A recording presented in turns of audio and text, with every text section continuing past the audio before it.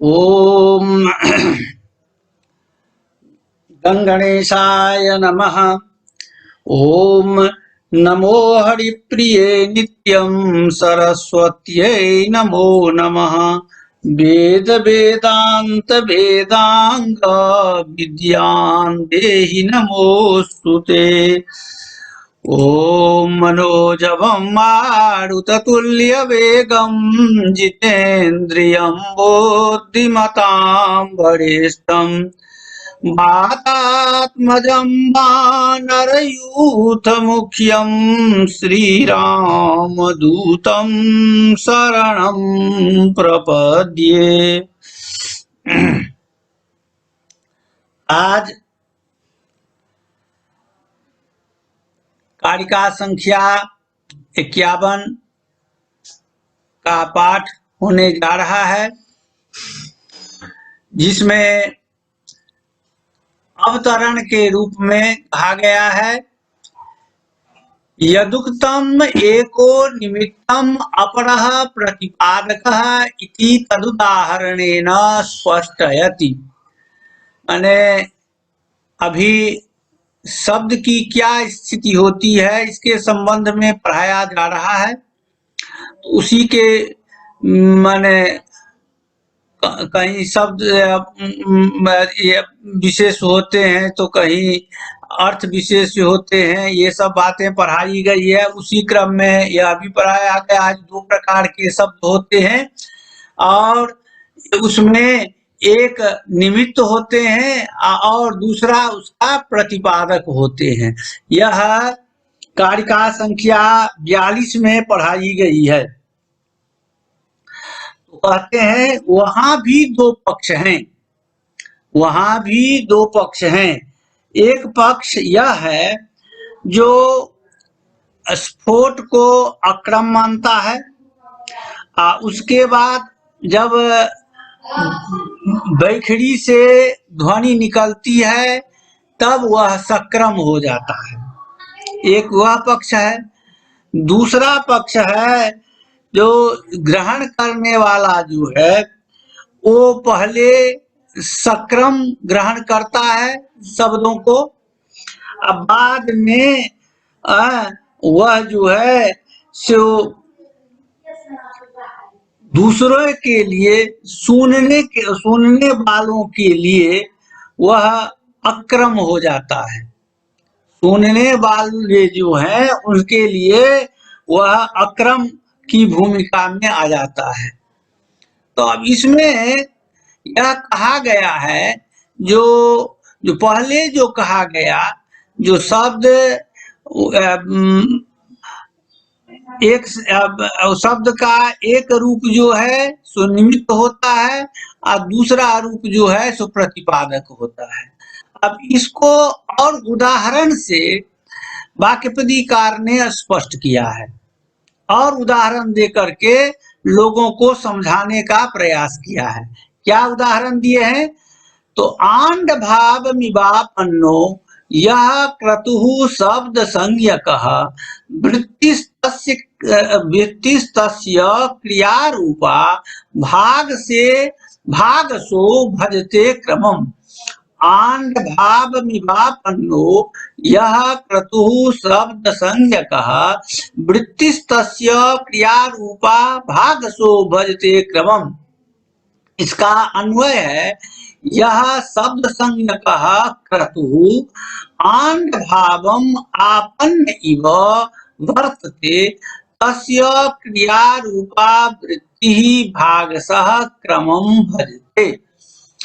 तो अब अन्वय के मुताबिक हुआ जो शब्द संज्ञा ज्ञान क्रतु माने ज्ञान वह आंड भावम आपन अंडा के भाव को प्राप्त करता हुआ सा प्रतीत होता है। अब अंडा में क्या होता है? तो अंडा में उसकी जो क्रिया रूपा जो वृत्ति है सो उसके भाग अंडा में क्रमशः आ जाते हैं और प्रकट होते हैं। उसी प्रकार शब्द भी पहले से माने एक रूप में व्यवस्थित है, मध्यमानाद में, बुद्धि में, और क्रमशः वैखरी के द्वारा प्रकट होता है। तो यह अन्वय में आ गया। अब उसी को अब विस्तृत रूप में यहाँ कह रहे हैं, उसको समझा करके कह रहे हैं। क्या समझाते हैं? तो यह शब्द संज्ञक लोके शब्द इति प्रसिद्ध, कहते हैं जो लोक में शब्द नाम कह करके जो प्रसिद्ध है, शब्द यह नाम, शब्द को एक तो नाम मान लिया, लोक में शब्द नाम कह करके जो प्रसिद्ध है वह जो है सो बाह्य, वो बाह्य है, बाहर में स्थित है।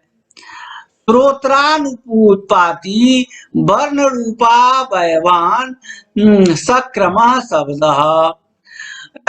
वह बाहर में जो है वो शब्द वो श्रोत्रों के द्वारा सुना जाता है, कान के द्वारा सुना जाता है।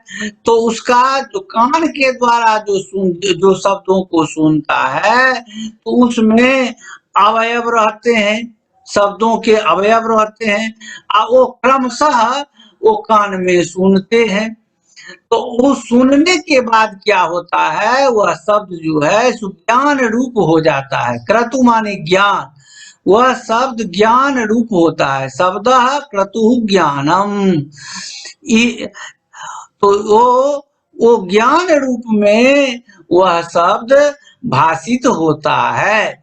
उसी प्रकार कहते हैं जो अर्थम अनतिक्रमम कामम क्रतु सदृशः जत क्रतु पुरुषः इत्यादो ज्ञाने क्रतु शब्द प्रयोगात्।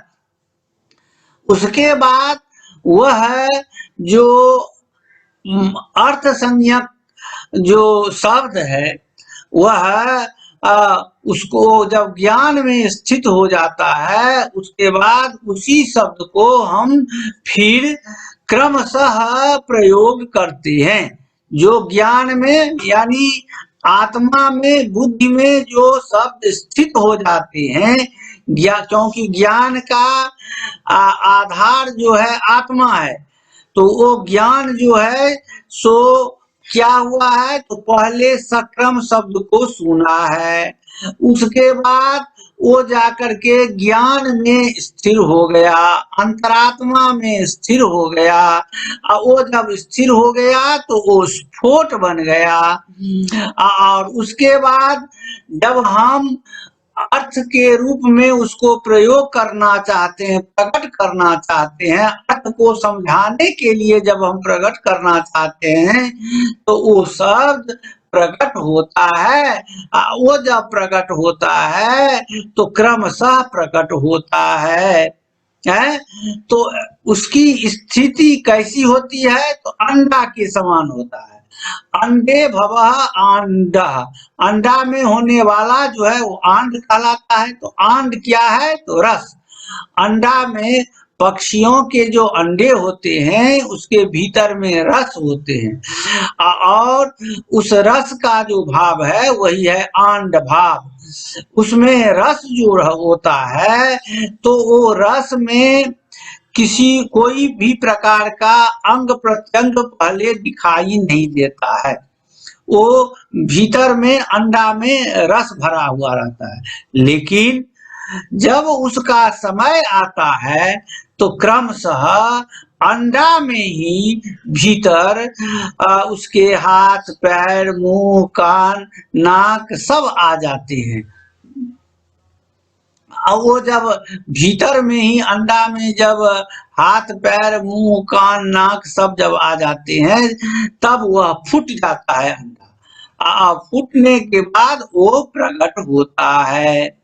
तो अपनी क्रिया के द्वारा वो आविर्भाव होता है। तो तिरोभाव रूपा जो वृत्ति थी, जो माने छुपी हुई जो वृत्ति थी, सो क्रिया के द्वारा आविर्भाव हो जाती है। क्रिया क्या है, तो अंडा जब फूट जाता है तो फूटने के बाद वो क्रमशः हाथ, पैर, मुंह, कान, नाक से युक्त बच्चे उससे प्रकट हो जाते हैं। तो कहते हैं वही भाव शब्द में भी है। शब्द क्या है? तो जब तक स्फोट में है तो उसमें कोई माने वर्ण दिखाई नहीं देते हैं, और किंतु उस स्फोट में गुप्त रूप से सभी वर्ण रहते हैं। और जब वक्ता को उच्चारण करने की इच्छा होती है, माने दूसरों को अर्थ समझाने की इच्छा होती है, तो हम कहते हैं घटमान है, तो श्रोता जो है सो घट को ले आवे। तो जब सुनेगा तब ना, तो घट को तब ले आएगा। तो जब उनको अर्थ करने की इच्छा होती है, दूसरों को समझाने की इच्छा होती है, तो वही स्फोट रूप जो है, जिसमें जो अक्रम भाव में है, तिरोभाव में है, तो भाग सह क्रम सह अवयव के रूप में वो प्रकट हो जाता है। घ अ ट अ घट प अ ट अ पट धन ध अ न अ धन इत्यादि रूप में वे प्रकट हो जाते हैं। कैसे? अंडा के समान, अंडा के समान उदाहरण देकर के समझाए हैं।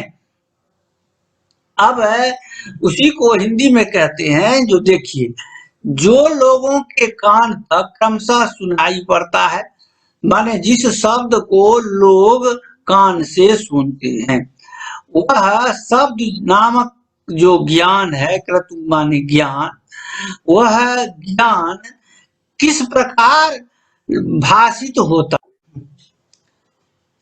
हाँ, इसका अर्थ सुनिए। तो कहते हैं जो लोगों के कान तक क्रमशः जो शब्द सुनाई पड़ता है, वह शब्द नामक जो ज्ञान है, सो उसकी स्थिति कैसी है? तो मयूर पक्षी के अंडे के समान। अब मयूर पक्षी से अभिप्राय है किसी भी पक्षी को हम ले सकते हैं, या नाम एक ठो कह दिया गया मयूर पक्षी।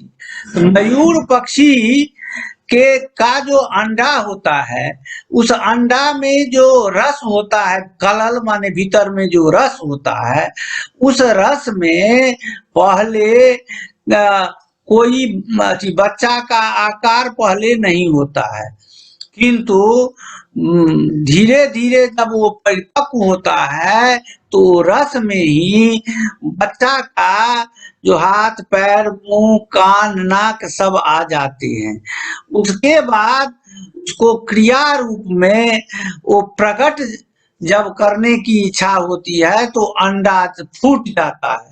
अंडा फूटने के बाद वो बच्चे निकल जाते हैं अंडा से, उसमें हाथ पैर मुंह कान नाक सब आ जाते हैं।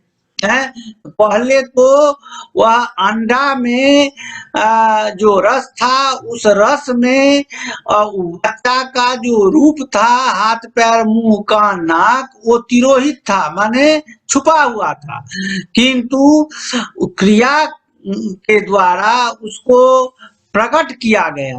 तो अवयवों के रूप में क्रमशः वे प्रकट होते हैं। वह मयूर पक्षी के अंडे से वह बच्चा जो है सो प्रकट होती है। तो कहते हैं ठीक उसी प्रकार शब्द, जो शब्द सुनाई पड़ता है, वो शब्द जो है सो ज्ञान के रूप में भीतर में भाषित होता है। जब तक वो भीतर में रहता है, तब तक उसमें कोई भी प्रकार का क्रम नहीं रहता है शब्दों का, किंतु जब उसको प्रकट करने की इच्छा वक्ता करता है, तब उस समय में वह बैखड़ी नाद से वो सक्रम प्रकट हो जाता है। उसके बाद वह घट पट आदि के रूप में वह भाषित होता है, हम लोग उसको देखते हैं। इस प्रकार अंडे से इसको तुलना कर करके समझाया गया है। अयम भाव वही भाव कहा जाता है। कहते हैं जैसे मयूरादि, मयूरादि से है और पक्षियां, उसके अंग प्रत्यंग आदि जो है, अंग प्रत्यंग चंद्रकादि, चंद्रकादि माने प्रकाश, आदि नाम उपसंहारेण लीयमाना सूक्ष्म रूपेण तदुत्पादन शक्त्या सह रस भाव मापन्ना अंडे समवतिष्ठन्ते पुनश्च अंडा तथैव आविर्भवन्ति। एवं वैखरी रूप वर्ण रूपावयवान सक्रमः शब्दः अवयवान उपसंहरन् अक्रमांतर शब्द रूपता मापद्यमानः अन्ते अंतःकरणे समवतिष्ठते। पुनः अर्थबोधने छायां सत्यां तत आविर्भवन सावयवः सक्रमः आविर्भवति। जो बात हम पहले बताए हैं, इसी बात को यहाँ पर कहा है। जो अंडा में रस में अंग प्रत्यंग नहीं होते हैं, लेकिन जब वही फिर परिपक्व होते हैं तो अंडे के अंतर्गत ही उसमें अंग प्रत्यंग हो जाते हैं, और उसको जब मन प्रकट करने की इच्छा होती है तब उस अंडा में माने अंग प्रत्यंग क्रमशः आ जाते हैं, और अंग प्रत्यंग के साथ अंडा से वह बच्चा निकलता है। उसी प्रकार यह बैखरी रूपी जो शब्द है सो पहले श्रोता जो है सक्रम रूप से अपने भीतर ग्रहण किया है, और जब भीतर ग्रहण किया है तो उस समय जितने अवयव हैं वो नष्ट हो जाते हैं। वो अक्रम के रूप में बुद्धि में स्फोट के रूप में वो आकर के बैठ जाते हैं, अंतःकरण में बैठ जाते हैं। पर उसके बाद जब वह श्रोता जो है वह जब शब्द को निकालना चाहता है किसी अर्थ को समझाने के लिए, तब वहीं से जहां पर अब अक्रम हो चुका है, स्फोट रूप हो चुका है, वहां से जब शब्द आविर्भाव होता है, प्रकट होता है बैखरी नाद के द्वारा, तब वह अवयव के रूप में प्रकट होता है। इसी बात को कहते हैं, तात्पर्य यह है कि जैसे मयूर के प्रत्येक अवयवों के गुण सूक्ष्म रूप से रस के रूप में अंडे में रहते हैं और फिर बच्चा बनने पर अपना रूप प्रकट कर देते हैं, वैसे ही बैखरी रूपी सक्रम शब्द अपने अवयवों को समेट करके अंतःकरण में अक्रम रूप से स्थिर हो जाता है, और जब अर्थ को समझाने की इच्छा होती है तब पुनः सक्रम सावयव शब्द प्रकट होता है। ठीक है, अब हम आगे की कारिका की ओर बढ़ते हैं और इसमें और स्पष्ट किया गया है। जवाहर पंडित जी जो है सो इस बात को अधिक समझेंगे। अब जो हम कारिका कहने जा रहे हैं, पंडित सावधान होकर के सुनिए। हाँ सुनिए, सावधान होकर के, आप अधिक समझेंगे। अवतरणम, अब उदाहरणांतरम। अब दूसरा उदाहरण कहा जाता है। दूसरा उदाहरण क्या है? तो जथैक बुद्धि विषया मूर्तिराक्रियते पटे मूर्ति अंतरस्य तृतीयमेवं शब्देपि दृश्यते। जथैक बुद्धि विषया मूर्तिराक्रियते पटे मूर्ति अंतरस्य तृतीयमेवं शब्देपि दृश्यते। उसका अन्वय है, यथा एक बुद्धि विषया मूर्त्यंतरस्य मूर्ति पटे आक्रियते एवं तृतीयम शब्देपि दृश्यते। अब व्याख्या है, जो अब व्याख्या को देखें, जो अब देखा जाए, जो मट्टी की मूर्ति पंडित लोग बनाते हैं, तो पंडित लोग जब मट्टी की मूर्ति बनाते हैं तो मूर्ति को बनाने से पहले फोटो में या कहीं अन्य जगह जाकर के उस मूर्ति को पहले वे देखते हैं, एक एक क्रम से देखते हैं, मुंह, कान, नाक, हाथ, पैर सबको एक एक क्रम से देख लेते हैं और उसके बाद उस मूर्ति को अपने भीतर में वो रख लेते हैं, भीतर में ज्ञान के रूप में समेट करके उसको रख लेते हैं।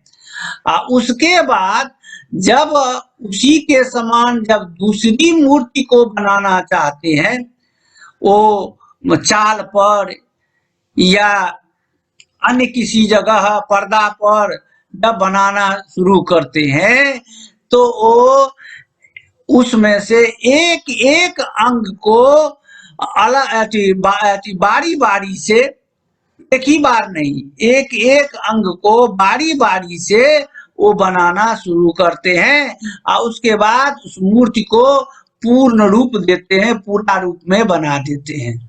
क्या पंडित जी, है ना ठीक बात?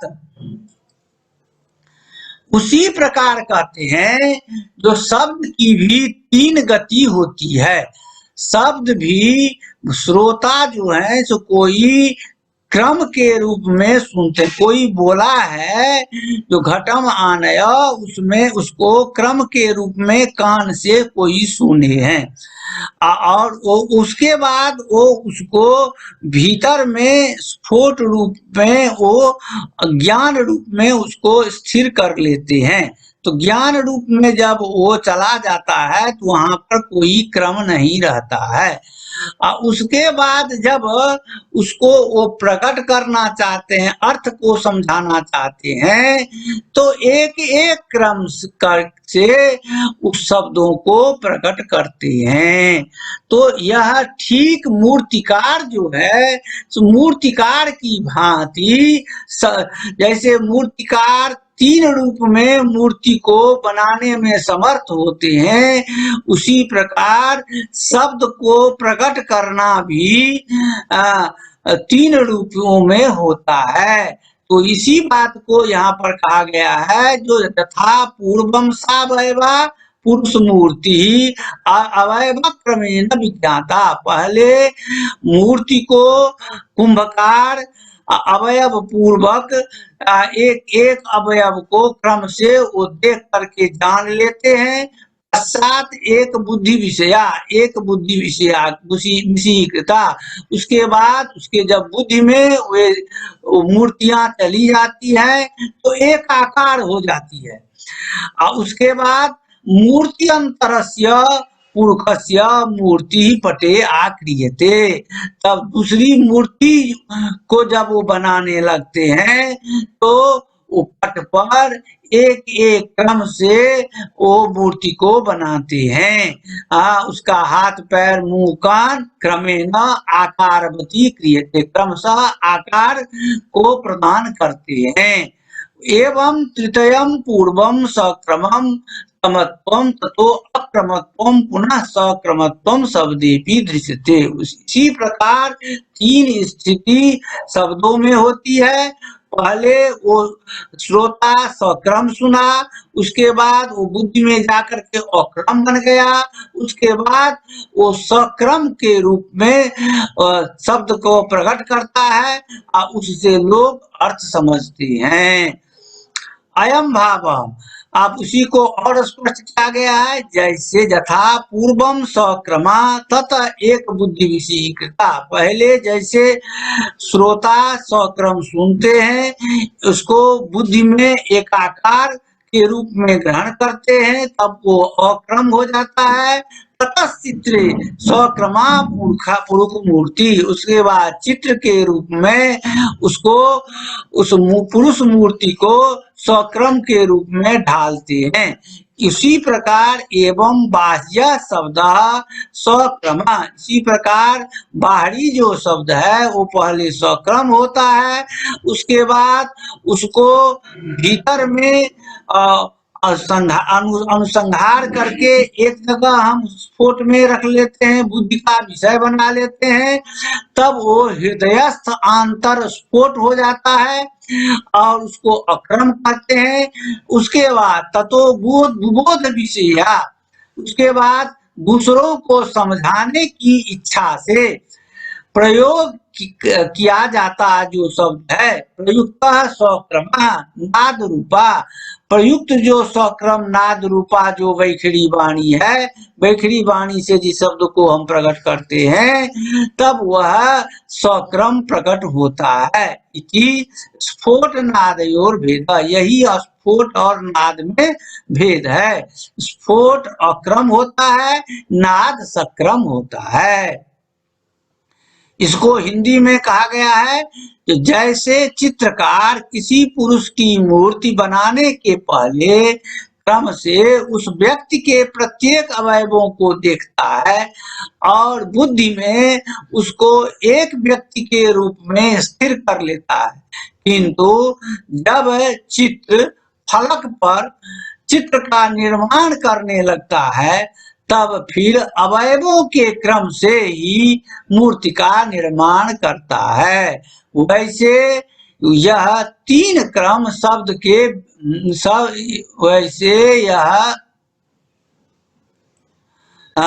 तीन क्रम शब्द के विषय में भी देखा गया है, अर्थात शब्द भी पहले सक्रम सुनाई पड़ता है, फिर अक्रम रूप में बुद्धि में स्थिर होता है और बोलने की इच्छा होने पर सक्रम नाद के रूप में वैखरी वाणी प्रकट होती है। यही स्फोट और नाद में भेद है। अब कारिका संख्या 53, अब कारिका संख्या 53 में है इदानीम शब्दस्य अर्थ विशेषणता माह।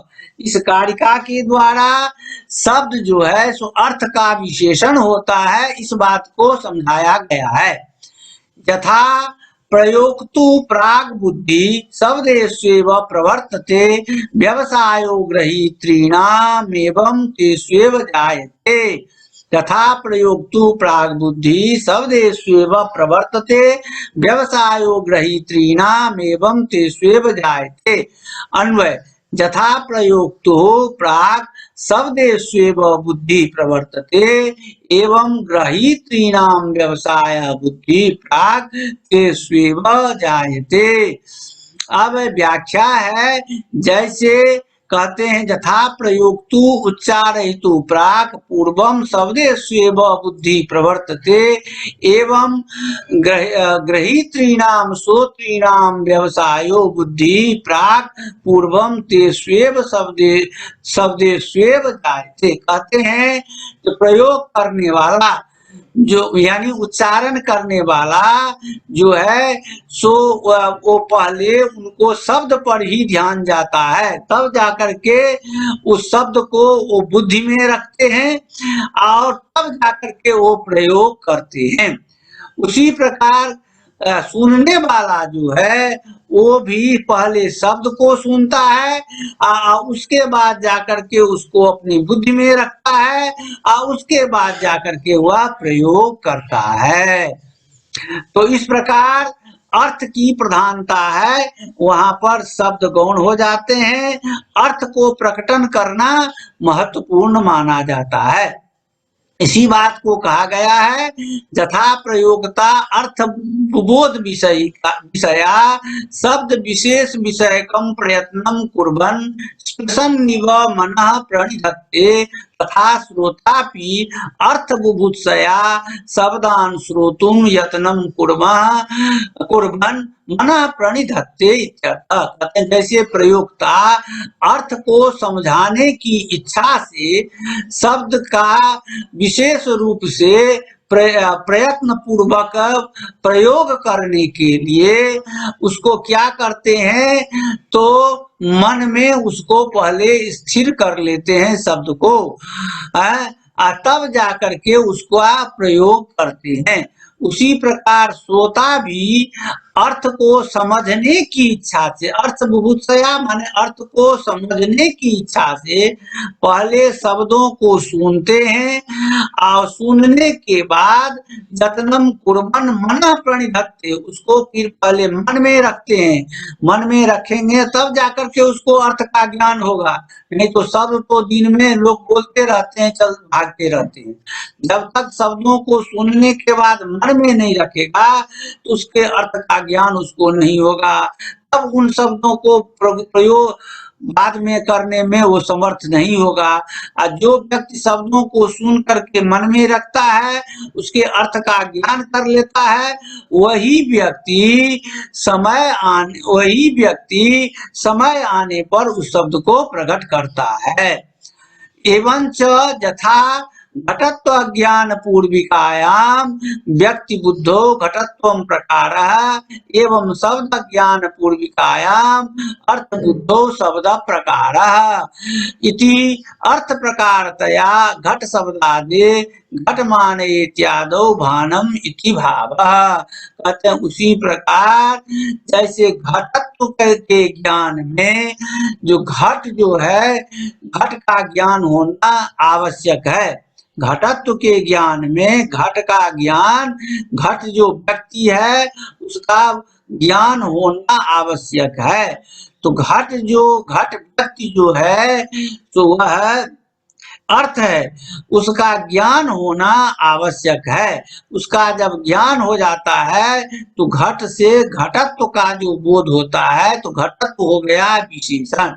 उसी प्रकार शब्द ज्ञान पूर्विकायाम अर्थ बुद्धौ, जहाँ पर शब्द ज्ञान पूर्वक अर्थ का ज्ञान किया जाता है, पहले शब्द को समझ लेता है, उसके बाद उसके अर्थ को समझता है। शब्द को सुनने के बाद लोग ने भी कहते हैं ना, पंडित जी कथा कहलिए अब अर्थ कहियो। तो जो पहले शब्द को सुन करके उसके अर्थ को समझता है, तो ऐसी परिस्थिति में अर्थ गौण हो जाता है। अर्थ को समझ लेने के बाद, अर्थ का ज्ञान कर लेने के बाद शब्द गौण पड़ जाता है। अर्थ प्रकारतया घट शब्दादि, तब अर्थ का प्रकार हो करके वो घट शब्द में जो घटत्व है वो भाषित होता है।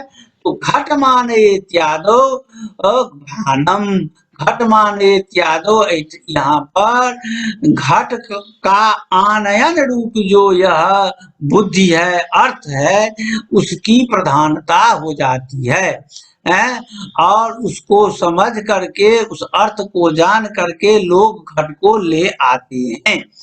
तो जब तक उसके अर्थ का ज्ञान नहीं होगा तब तक वो शब्द का महत्व समझने में, शब्द को क्रिया के रूप में परिवर्तित करने में समर्थ नहीं हो सकता है। इसलिए अर्थ के ज्ञान में शब्द जो होते हैं विशेषण होते हैं। अब इसी को हिंदी में कहा गया है, जैसे किसी शब्द के उच्चारण करने में उच्चारणकर्ता की बुद्धि पहले शब्दों पर जाती है, वैसे उन शब्दों को सुनने वाले लोग भी पहले शब्द को सुनते, क्योंकि शब्द के बिना अर्थ का भान नहीं हो सकता है। जितने ज्ञान हैं तो वो शब्द में ही लिपटे हुए हैं। तो जब शब्द का ज्ञान हो जाता है अर्थ के द्वारा, तब शब्द का महत्व उतना नहीं रह जाता है। यह वाक्यपदी में अन्य कारिका में भी यह बात कही गई है। तो अर्थ समझने के बाद शब्द का कोई महत्व नहीं रह जाता है। लोग अपने मन से शब्द को बना करके लोग प्रकट करते हैं। इससे यह बात सिद्ध होती है कि जैसे किसी शब्द का प्रयोग करने वाला व्यक्ति जब किसी अर्थ का बोध कराना चाहता है, तब शब्दों का स्पर्श करता हुआ सा मन को सचेत करता है। पहले वह मन को सचेत करता है। वैसे श्रोता भी अर्थ समझने के लिए शब्दों को सुनने का प्रयत्न करता हुआ मन को स्थिर करता है।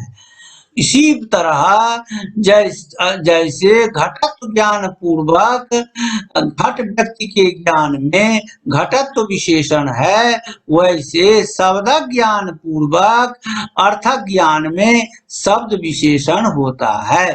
अतः घटमानय इत्यादि वाक्यों में घट शब्द का बोध अर्थ में विशेषण के रूप में ही होता है। तो कहने का मतलब हुआ, जो पहले शब्दों को सुन करके उसके बाद उसको मन में रखा जाता है और उसके बाद उसको प्रकट किया जाता है। तो अर्थ को जब हम मन में रख लिए तब वो शब्द को हम कभी भी प्रकट कर सकते हैं। उसी प्रकार श्रोता भी पहले सक्रम शब्द को सुन लेता है, उसके बाद उसको मन में रखता है और उसके बाद उसको प्रकट करता है। तो यही बात निचोड़ के रूप में आया। अब समय समाप्त होने जा रहा है, मैं अपना वक्तव्य को यहीं पर समाप्त करता हूँ। आप लोग इन तीनों कारिका को देखेंगे, सुनेंगे, पढ़ेंगे, जहाँ जो संदेह हो उसको बोलेंगे।